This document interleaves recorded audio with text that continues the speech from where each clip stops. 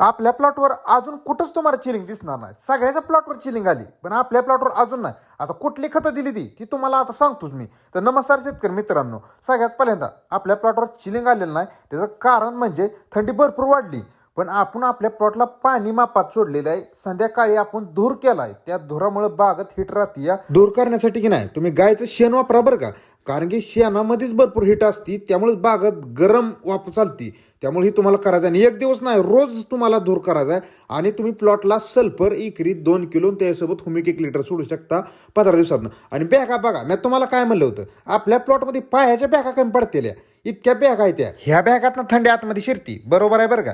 पण पाणी द्यायचं, पण मापात द्यायचं. खाली पट्ट्यात वारली ड्रीप खाली घेतली तरी बी चालती, किंवा पळतं पाणी द्या. आणि एकदा चिलिंग आल्यावर त्याच्या उपाय नाही बरं का शेतकरी मित्रांनो. चिलिंग आल्यावर विषय सोडून द्या. चिलिंगचा माल बी चांगल्या रेटने एक्सपोर्ट होतोय. तुमच्या भागात काय रेट आहे ते नक्कीच कमेंटमध्ये सांगा, चिलिंगचं बी नॉन चिलिंगचं.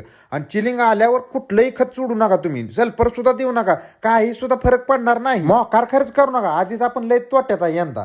आणि के नाही, चिलिंग आल्यानंतर बॅगिंग करू नका. चिलिंग यायच्या आधी बॅगिंग करा जर या प्लॉटवर आलं नसेल तर, कारण की बॅगिंग केल्यानंतर चिलिंग जात नाही, फक्त कमी राहतात आतमध्ये बॅगिंगमध्ये, एवढाच फरक असतो. चला, आजचा व्हिडिओ कसा वाटला नक्कीच कमेंटमध्ये सांगा. आणि व्हिडिओ आजचा आपला केळी उत्पादक शेतकऱ्यांना शेअर करा आणि आपल्या अकाउंटला तुम्ही फॉलो करा.